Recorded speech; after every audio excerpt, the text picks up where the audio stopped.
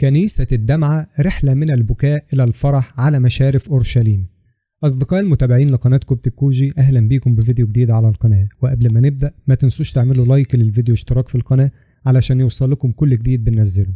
على مشارف مدينة أورشليم من ناحية السفح الغربي لجبل الزيتون بتقع كنيسة الدمعة، وهي كنيسة بكاء الرب يسوع اللي بتلفت الأنظار إليها بشكلها الدائري وقبتها المخروطية. بيتميز هذا المكان بدلالته الروحية والرمزية، لأنه بيذكر البشرية بمشهد خالد ومؤثر، وهو دموع السيد المسيح لما بكى حزنا على أورشليم ووقف يتأمل المدينة وجمالها متنبئا بمستقبلها قبل موته على الصليب. وبيشرح إنجيل القديس لوقا ويقول: وفيما هو يقترب نظر إلى المدينة وبكى عليها قائلا: إنك لو علمت أنت أيضا حتى في يومك هذا ما هو لسلامك، ولكن الآن قد أخفي عن عينيك، فإنه ستأتي أيام ويحيط بك أعداؤك بمطرسة، ويحدقون بك ويحاصرونك من كل جهة، ويهدمونك وبنيك فيك، ولا يتركون فيك حجرا على حجر، لأنك لم تعرفي زمان افتقادك. بحسب إنجيل القديس لوقا 19 من 41 ل 44. وبيرتفع هذا المكان المقدس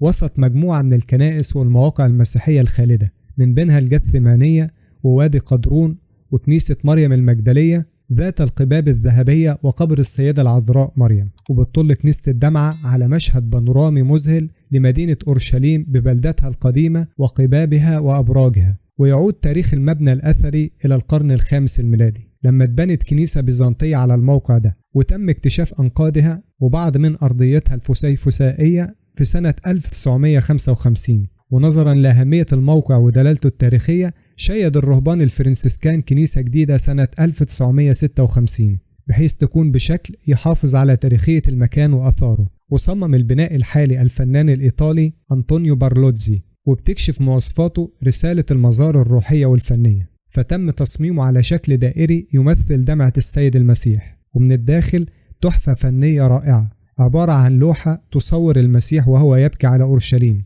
وفي خلفية اللوحة بتظهر المدينة والهيكل، وفي أسفلها اتكتبت كلمة أورشليم ب3 لغات: العربية والعبرية واللاتينية، تعبيرا عن التنوع والوحدة في مدينة أورشليم. وبيجذب هذا المكان المقدس الزوار من مختلف الأديان والثقافات علشان يتأملوا في محبة المسيح وحزنه على البشرية، وعلشان كمان يصلوا من أجل السلام في القدس وفي العالم، وأيضا علشان يعرفوا ويتعلموا إن الدموع مش بس علامة ضعف ويأس، بل هي علامة قوة وأمل.